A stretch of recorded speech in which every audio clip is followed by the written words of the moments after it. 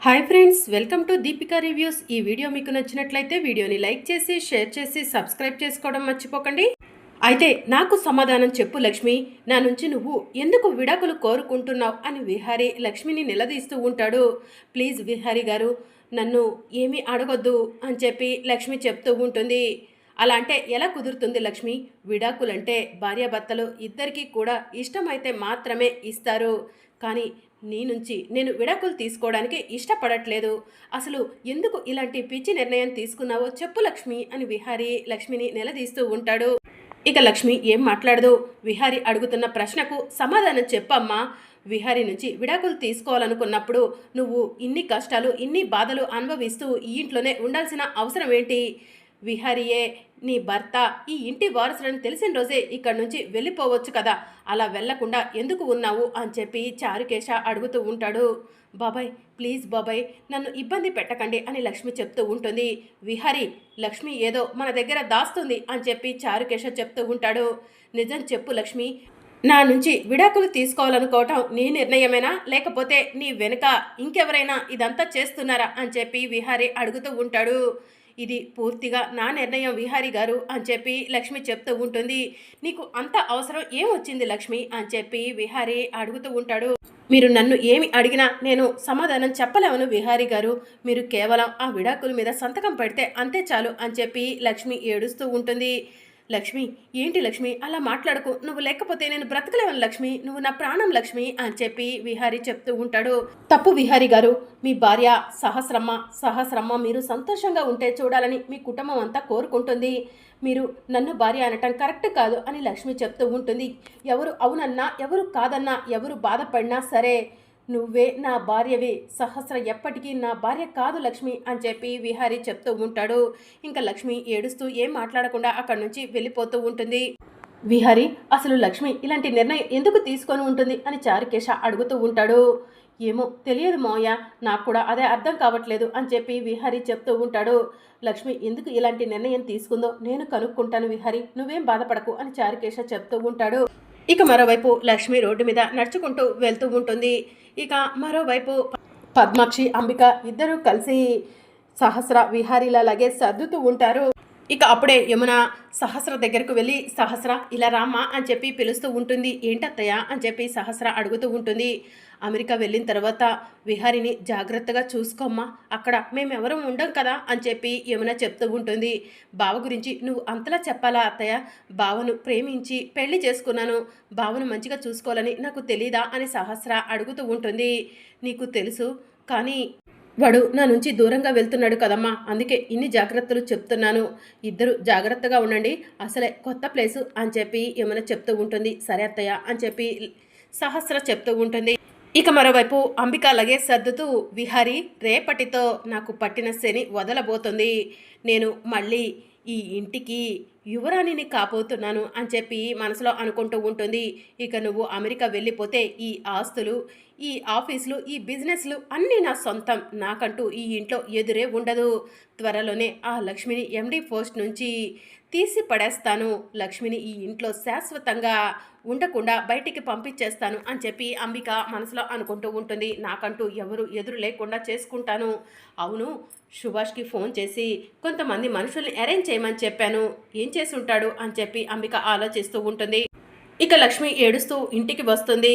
లక్ష్మి ఏమైందమ్మా, ఎందుకు అలా ఉన్నావు అని చెప్పి వసుదా లక్ష్మిని చూసి అడుగుతూ ఉంటుంది. ఏం లేదు పిన్ని అని చెప్పి లక్ష్మి తడి బట్టలతోనే ఇంట్లోకి వెళ్తుంది. రూమ్లో కూర్చొని ఏడుస్తూ ఉంటుంది. ప్రకాష్ లక్ష్మిని చూసి, లక్ష్మి ఎందుకు ఏడుస్తుంది, లక్ష్మి ఇలా తడి బట్టల మీదే ఉందేంటి అని చెప్పి ప్రకాష్ మనసులో అనుకుంటూ ఉంటాడు. ఇక మరోవైపు రాత్రి అవుతుంది, అందరూ కూడా భోజనం చేస్తారు. విహారీ భోజనానికి రాలేదేంటి అని చెప్పి పద్మాక్షి అడుగుతూ ఉంటుంది. విహారీ ఇంకా రాలేదు వదిన అని చెప్పి యమున చెప్తూ ఉంటుంది. ఇప్పుడు రాత్రి టైం 10 అయింది, విహారీ ఇంకా ఇంటికి రాకపోవడం ఏంటి, విహారీకి ఫోన్ చేసావా సహస్ర అని పద్మాక్షి అడుగుతూ ఉంటుంది. లేదమ్మా అని చెప్పి సహస్ర చెప్తూ ఉంటుంది. నేను కూడా వీళ్ళు అమెరికా ప్రయాణానికి అన్ని ఏర్పాట్లు చేసుకుంటూ విహారీకి ఫోన్ చేయడమే మర్చిపోయాను అని చెప్పి యమున విహారీకి ఫోన్ చేస్తూ ఉంటుంది. విహారీ ఫోన్ కలవకపోవడంతో యమున కంగారు పడుతూ అమ్మ సహస్ర విహారీ ఫోన్ కలవట్లేదు అని చెప్పి చెప్తూ ఉంటుంది. ఇక అప్పుడే చారుకేశ మధ్యాహ్నం లక్ష్మి విహారీ మధ్య జరిగిందంతా కూడా గుర్తు చేసుకుంటూ ఉంటాడు. చారుకేశ విహారీ ఎక్కడికి వెళ్ళాడో నీకేమైనా తెలుసా అయ్యా అని యమున అడుగుతూ ఉంటుంది. తెలీదక్క అని చెప్పి చారుకేశ చెప్తూ ఉంటాడు. విహారీ ఎక్కడికి వెళ్ళినట్టు ఫోన్ స్విచ్ ఆఫ్ రావటం ఏంటి, అసలు విహారీ ఫోన్ స్విచ్ ఆఫ్ చేయడు కదా అని చెప్పి యమున టెన్షన్ పడుతూ ఉంటుంది. అక్క నువ్వు కంగారు పడకు, విహారీ ఎక్కడ ఉన్నా నేను వెతికి తీసుకొస్తాను అని చెప్పి చారుకేశ చెప్తూ ఉంటాడు. అప్పుడే లక్ష్మి కిందికి వస్తుంది. అందరూ కంగారు పట్టం చూసిన లక్ష్మి వసుధ దగ్గరకు వెళ్ళి ఏమైందమ్మా, ఎందుకు అందరూ కంగారుగా ఉన్నారు అని చెప్పి అడుగుతూ ఉంటుంది. విహారీ ఇంకా ఇంటికి రాలేదు, విహారీ కోసం ఇప్పుడే మీ బాబాయ్ వెళ్ళాడమ్మా అని చెప్పి లక్ష్మి చెప్తూ ఉంటుంది. ఇక లక్ష్మి కూడా మధ్యాహ్నం జరిగిందంతా కూడా గుర్తు చేసుకుంటూ ఉంటుంది. విహారీ గారు ఇంటికి రాకపోవడానికి కారణం మధ్యాహ్నం నేను మాట్లాడిన మాటలేనేమో, విహారీ గారు ఎక్కడున్నారో ఏంటో విహారీ గారిని వెతికి తీసుకొస్తాను అని చెప్పి లక్ష్మి వసుధకు చెప్పి ఎవరు చూడకుండా ఇంట్లో నుంచి బయటికి వెళ్తూ ఉంటుంది. ఇక అప్పుడే ప్రకాష్ ఈ లక్ష్మి ఏంటి ఈ సమయంలో బయటికి వెళ్తుంది, లక్ష్మిని ఫాలో అవుతే ఏమైనా తెలుస్తుందేమో అని ప్రకాష్ మనసులో అనుకొని లక్ష్మిని ఫాలో అవుతూ వెళ్తూ ఉంటాడు. అత్తయ్య కంగారు పడకండి, బావ ఎక్కడ ఉన్నా నేను వెతికి తీసుకొస్తాను అని చెప్పి సహస్ర వెళ్తూ ఉంటుంది. సహస్ర వర్షం వచ్చేలా ఉంది, రాత్రైంది, ఒంటరిగా ఎలా వెళ్తావు సహస్ర అని పద్మాక్షి అడుగుతూ ఉంటుంది. పర్వాలేదమ్మా, పాపం బావ ఎక్కడున్నాడో ఏంటో ఫోన్ కూడా స్విచ్ ఆఫ్ వస్తుంది, నాకు కూడా టెన్షన్గా ఉందమ్మా, అందుకే బావను వెతికి తీసుకొస్తాను అని సహస్ర విహారీని వెతుక్కుంటూ వెళ్తూ ఉంటుంది. ఇక మరోవైపు విహారీ బాగా డ్రింక్ చేస్తూ ఉంటాడు. లక్ష్మి ఎందుకు లక్ష్మి నా నుంచి నువ్వు దూరంగా వెళ్ళాలనుకుంటున్నావు, నువ్వు లేకపోతే నేను బ్రతకలేవను లక్ష్మి, ఈ ప్రాణం నీది లక్ష్మి, నాకు పునర్జన్మనిచ్చింది నువ్వు లక్ష్మి అని చెప్పి విహారీ మనసులో అనుకుంటూ ఉంటాడు.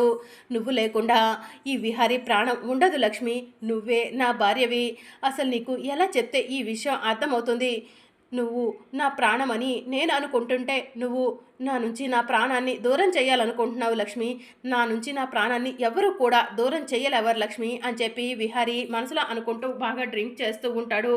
ఇక జోరున వర్షం పడుతూ ఉంటుంది. లక్ష్మి విహారీని వెతుక్కుంటూ వెళ్తూ ఉంటుంది. చారుకేశ కూడా విహారీని వెతుక్కుంటూ వెళ్తూ ఉంటాడు. సహస్ర కూడా విహారీని వెతుక్కుంటూ వెళ్తూ ఉంటుంది. ఇక అలా వెళ్తూ ఉంటే లక్ష్మికి ఒక దగ్గర విహారీ డ్రింక్ చేస్తూ కనిపిస్తాడు. విహారీ గారు ఏంటండి ఇది అని లక్ష్మి పరిగెత్తుకుంటూ విహారీ దగ్గరకు వెళ్ళి అడుగుతూ ఉంటుంది. జరుగు, అటు జరుగు, నా దగ్గరికి రావద్దు లక్ష్మి నువ్వు అని చెప్పి విహారీ అంటాడు. ఏంటి విహారీ గారు అలా మాట్లాడుతున్నారు, మీరు అసలు ఎప్పుడు కూడా డ్రింక్ చేయరు కదా, మీరు డ్రింక్ చేయడం ఏంటి అని చెప్పి లక్ష్మి విహారీని అడుగుతూ ఉంటుంది. ఈరోజు నేను డ్రింక్ చేస్తూ ఈ పరిస్థితిలో ఉన్నానంటే దానికి కారణం నువ్వే లక్ష్మి అని చెప్పి విహారీ చెప్తూ ఉంటాడు. నేనేం చేశాను విహారీ గారు అని చెప్పి లక్ష్మి అడుగుతూ ఉంటుంది.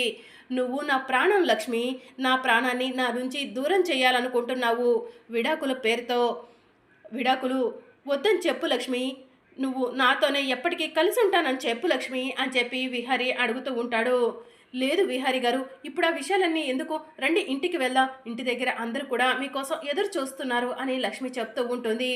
ఎవరు ఎదురు చూసినా కూడా నేను ఆలోచించను లక్ష్మి, నువ్వు నాకు కావాలి, నువ్వే నాకు కావాలి, నీ తర్వాతే వాళ్ళంతా లక్ష్మి, ఇప్పుడే చెప్పు విడాకులు వెనక్కి తీసుకుంటానని చెప్పు, విడాకుల నిర్ణయం క్యాన్సిల్ అని చెప్పు లక్ష్మి అని చెప్పి విహారీ లక్ష్మిని అడుగుతూ ఉంటాడు. ప్లీజ్ విహారీ గారు రండి అని చెప్పి లక్ష్మి అంటూ ఉంటుంది. ఇక విహారీ బాగా తాగి కింద పడిపోబోతూ ఉంటే లక్ష్మి విహారీని గట్టిగా పట్టుకుంటుంది. నువ్వు విడాకులు నిర్ణయాన్ని వెనక్కి తీసుకుంటున్నా అని చెప్తేనే నా దగ్గరికి రా, లేకపోతే నువ్వు నా దగ్గరికి రావద్దు అని చెప్పి విహారీ లక్ష్మిని గట్టిగా పక్కకు నెట్టేస్తాడు. ప్లీజ్ విహారీ గారు అలా మాట్లాడకండి, మీకేమైనా అయితే నేను తట్టుకోలేవను అని చెప్పి లక్ష్మి ఏడుస్తూ ఉంటుంది. ఇక లక్ష్మిని ఫాలో అవుతూ వచ్చిన ప్రకాష్ ఇదంతా కూడా చూస్తూ తన ఫోన్లో వీడియో తీసుకుంటూ ఉంటాడు. ఒసే లక్ష్మి, నన్ను కొడతారు కదవే అందరూ కలిసి, మీ అందరి అంతు ఇప్పుడు చూస్తాను అని చెప్పి ప్రకాష్ మనసులో అనుకుంటూ ఉంటాడు. ప్లీజ్ విహారీ గారు రోడ్డు మీద ఇలా గొడవ చేయడం కరెక్ట్ కాదు, వర్షం పడుతుంది, రండి వెళ్దాం అని చెప్పి లక్ష్మి అంటుంది. నేను రాను, నువ్వు నా ప్రాణాన్ని నా నుంచి దూరం చేయాలని చూస్తున్నావు, నేను ఎప్పటికీ ఇక ఇంటికి రాను లక్ష్మి, నాకు ఎవరు అవసరం లేదు, నువ్వు మాత్రమే కావాలి అని చెప్పి విహారీ చెప్తూ ఉంటాడు. ప్లీజ్ విహారీ గారు అలా మాట్లాడొద్దు అని లక్ష్మి చెప్తూ ఉంటుంది. నువ్వు చేస్తుంది కరెక్టా లక్ష్మి అని చెప్పి విహారీ అడుగుతూ ఉంటాడు. ఆ విషయాలన్నీ తర్వాత మాట్లాడుకుందాం రండి విహారీ గారు అని లక్ష్మి అంటూ ఉంటే విహారీ తన చేతిలో ఉన్న మందు బాటిల్ తీసుకొని తన తలకేసి కొట్టుకుంటాడు. ఇక దాంతో విహారీ తల నుంచి రక్తం వస్తూ ఉంటుంది. విహారీ గారు రక్తం వస్తుంది రండి విహారీ గారు అని చెప్పి లక్ష్మి పిలుస్తూ ఉంటుంది. రావద్దు, దగ్గరికి రావద్దు, దగ్గరికి వస్తే ఈ సీసాని పొట్టలో పొడుచుకొని చచ్చిపోతాను లక్ష్మి అని చెప్పి విహారీ చెప్తూ ఉంటాడు.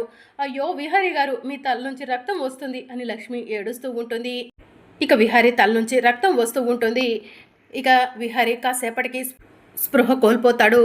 ఇక విహారీ తల నుంచి బాగా రక్తం వస్తూ ఉంటే లక్ష్మి విహారీ దగ్గరికి వెళ్ళి విహారీ గారి తల నుంచి బాగా రక్తం వస్తుంది, విహారీ గారు స్పృహలో లేరు, వెంటనే హాస్పిటల్కు తీసుకెళ్ళాలి అని లక్ష్మి ఆటో కోసం చూస్తూ ఉంటుంది. వర్షంలో ఆటోలు కూడా రావట్లేదు అని లక్ష్మి మనసులో అనుకుంటూ ఉంటే విహారీని వెతుక్కుంటూ చారుకేశ అటునుంచి వస్తూ ఉంటాడు. లక్ష్మిని చూసి కార్ ఆఫ్ చేసి ఏంటమ్మా లక్ష్మి అని చెప్పి అడుగుతూ ఉంటాడు. బాబాయ్ విహారీ గారి తలకి దెబ్బ తగిలింది, తల నుంచి రక్తం వస్తుంది, అర్జెంటుగా హాస్పిటల్కు తీసుకెళ్ళాలి అని చెప్పి లక్ష్మి చెప్తూ ఉంటుంది. పదమ్మ త్వరగా కారులో కూర్చోబెడదాం అని చెప్పి చారుకేశ లక్ష్మి ఇద్దరు కలిసి విహారీని కారులో కూర్చోబెట్టి హాస్పిటల్కి తీసుకెళ్తూ ఉంటారు. ఏంటమ్మా అసలు విహారీ తలకి ఎలా దెబ్బ తగిలింది, అంత రక్తం ఎలా వస్తుంది అని చెప్పి చారుకేశ అడుగుతూ ఉంటాడు. ఇక లక్ష్మి జరిగిందంతా కూడా చారుకేశకు చెప్తూ ఉంటుంది. ఏంటమ్మా అసలు ఏంటిది, నువ్వు అలాంటి నిర్ణయం తీసుకోవడం వల్లే విహారీ ఈరోజు ఈ పరిస్థితిలో ఉన్నాడు అని చారుకేశ చెప్తూ ఉంటాడు. త్వరగా పోనివ్వండి బాబాయ్, రక్తం బాగా వస్తుంది అని చెప్పి లక్ష్మి చెప్తూ ఉంటుంది. ఇక చారుకేశ లక్ష్మి ఇద్దరు కలిసి విహారీని హాస్పిటల్కు తీసుకొని వెళ్తారు. డాక్టర్ డాక్టర్ అని పిలుస్తూ ఉంటే డాక్టర్ బయటికి వస్తారు. ఏమైంది అని చెప్పి అడుగుతూ ఉంటారు. చిన్న యాక్సిడెంట్, ట్రీట్మెంట్ చేయండి అని చారుకేశ చెప్తూ ఉంటాడు. సరే వెయిట్ చేయండి, ట్రీట్మెంట్ చేస్తాను అని చెప్పి డాక్టర్ విహారీని తీసుకొని లోపలికి వెళ్తారు. బాబాయ్ ఇంటి దగ్గర అందరూ కూడా కంగారు పడుతున్నారు, విహారీ గారికి దెబ్బ తగిలిందని ఫోన్ చేసి చెప్పండి బాబాయ్ అని లక్ష్మి చెప్తూ ఉంటుంది. సరే అమ్మా అని చారుకేశ ఇంటికి ఫోన్ చేసి జరిగిందంతా కూడా పద్మాక్షికి చెప్తూ ఉంటాడు. ఏ హాస్పిటల్ చారుకేశ అని చెప్పి పద్మాక్షి అడుగుతూ ఉంటుంది. ఇక చారుకేశ హాస్పిటల్ పేరు చెప్పగానే అందరూ కూడా హాస్పిటల్కి వస్తారు. అసలు ఎలా జరిగింది చారుకేశ అని చెప్పి పద్మాక్షి అడుగుతూ ఉంటుంది. ఏమో తెలియదు వదినా అని చారుకేశ చెప్తూ ఉంటే అప్పుడే ప్రకాష్ వచ్చి తన ఫోన్లో ఉన్న వీడియోని చూపిస్తూ ఉంటాడు. అందులో లక్ష్మి నీ వల్లే నేను ఈ పరిస్థితిలో ఉన్నాను అని విహారీ చెప్పడం పద్మాక్షి వాళ్ళు వింటారు. ఆ మాట విని ఈరోజు మా విహారీ ఈ పరిస్థితిలో ఉండటానికి కారణం నువ్వే, నువ్వు ఇక్కడ ఉండటానికి వీల్లేదు, ఇక్కడ నుంచి బయటికి నడు అని చెప్పి లక్ష్మిని అందరూ కలిసి హాస్పిటల్లో నుంచి బయటకు గెంటేస్తారు. ఇదే నాకు కావాలి లక్ష్మి, ఇప్పుడు నేను నిన్ను సొంతం చేసుకుంటాను అని ప్రకాష్ మనసులో అనుకుంటూ ఉంటాడు. అమ్మ నేను చెప్పేది వినండి అమ్మా, విహారీ గారు ఆ పరిస్థితిలో ఉండటానికి కారణం నేను కాదమ్మా అని లక్ష్మి చెప్తూ ఉంటుంది.